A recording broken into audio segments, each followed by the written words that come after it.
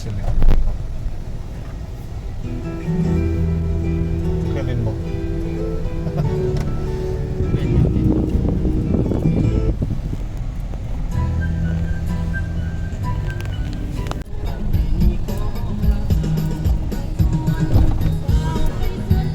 ว่ากวกมือบุยปักกิ่งก่อนมือกี่ตัวนี่ลิปโฟโต้โลสบายดีไปใส่เขามาใส่อยู่เนาะเขาคิดออกขึ้นเขาบริเอาถือมาสั่งมันนี่เขามาใส่นี่เนาะแม่เชื่อเขาตู้ดีว่าเมื่อวานอยู่ฮูสตันเด้อทุกคนไปละอยู่เท็กซัสไปทางนี้ไปลาวเลยมากับพี่น้อง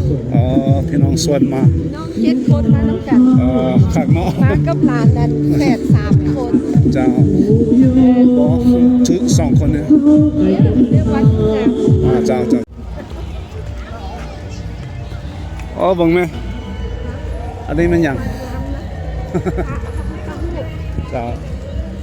ยามอยู่เนาะสมมาโอเคเจ้า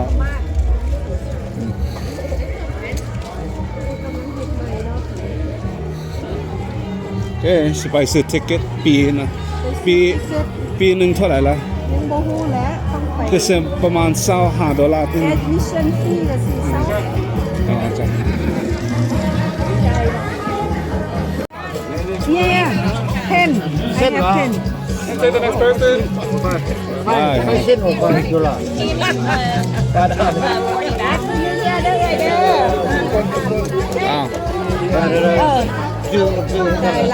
มีแต่มือเดียวมืออื่นบริสุทธิ์ตัวต้องได้ใส่นะต้องใส่แขนนะเขาซื้อแล้วใส่แขนมันมาก็ใช่ไงจะได้เองวะใช่ต้องคนวะได้บุญหลายๆเด้อใจหลายๆใจมืออื่นเสียขาดก็ทิ้งรถขนาดจะเอาไปใส่เองกับตามใจง่ายโอเคมาใส่ให้ใส่เลยโอ้ยของเรียนแล้วโอเคได้เลยเด้อมิชชั่นจังสิคนหนึ่ง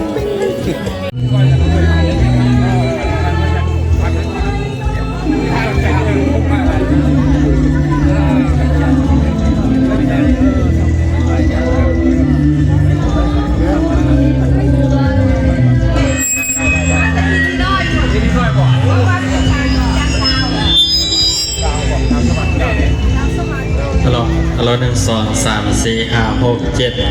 8 9 0ฮัลโหลสุขีมันเสมอมันเพื่อไม่เด้อยมพ่อยมแม่ความทุกข์ยาสุดใดความไข่ยาสินีสุขีมันเสมอมันเพื่อเก่าความทุกข์ความเศร้าจะได้มาเยี่ยมยามทำหาก็ขอเฮียงเซินเจริญพรสุขีสวัสดีออกตนญาติโยมเมื่อทุกคนเมื่อทุกทานเด้อวัดลาวแฮมเซอร์เนาะเพิ่นก็ได้มาฮอดมาถึงเนาะโอ้มาเที่ยวมาชมอิลลินอยเนาะตะกี้อาจารย์ก็อยู่ไอโอวาตะกี้นะแม่อยู่ไอโอวา6-7 ปีพุ่นน่ะจะพูดนะไม่ออกตัวบุญทันบ่ฮู้จักดีเนาะโอ้เป็นแม่อาเนาะไม่ออกอินปันแม่ออกตูเวียงซีก็สิได้ฮู้ได้เนาะฮู้จักดีไม่ออกฮู้จักดีเป็นอุปถัมภ์อาจารย์นั่นในไอโอวานะไปลองวอดตลอดได้ตอนเพิ่นอยู่นั่นน่ะ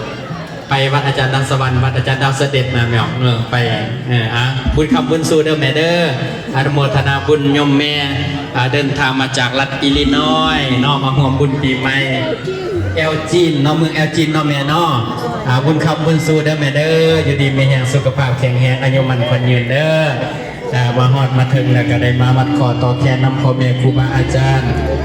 กระจับแขนลูกจูงแขนลานมาเด้อบัดนี้เนาะมามัดคอต่อแขนมาเสียงโศกเสียงซีห่วมบุญสิทธิ์กินทานห่วมโอโปโมทนานำพ่อแม่ครูบาอาจารย์เด้อเอาตอนนยมเนาะผู้ใดมีจิตใจใส่ศรัทธาอยากห่วมโอโปโมทนาก็ขอยังเสริญเจริญพรไก่ไปไก่มาก็จะลืมอย่าผ่านเนาะได้บอกก็ได้ เดินทางไกลไปไกลมาก็อย่าลืมอย่าพลาดเนาะ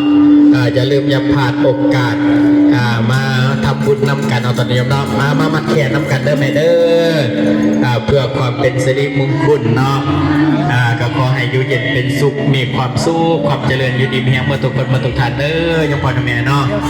ที่เดินทางมาหอดจอดถึงแล้วมื้อนี้ก็ถือว่าเป็นมื้อที่2ของการเฉลิมฉลองงานบุญปีใหม่อยู่ที่วัดพุทธสามัคคีลาวเมืองฮิวสตันรัฐเท็กซัสเนาะก็ขอลิ้นบุญงานสงกรานต์ปีใหม่ด้วยความเบิกบานด้วยความมวลตื่นเด้อยมพรแม่เนาะสาธุจากงานผู้ใดยังบ่ทันได้เวียงได้งานก็ขอให้ได้เวียงได้งานผู้ใดที่ได้เวียงได้งานแล้วก็ขอให้เจริญย่อยิ่งขึ้นไปเด้อกับเงินกับสารปีใหม่ฟ้าใหม่เนาะนั่นก็ตักบาทสวรรค์เนาะแม่เนาะ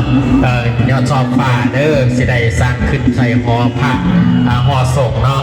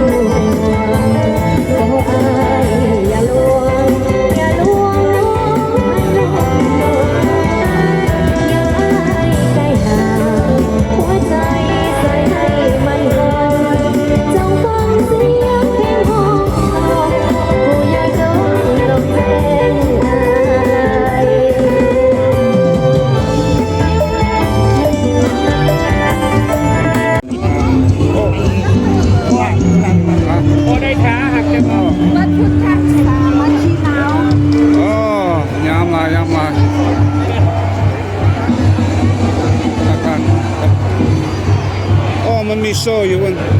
โชว์เนาะ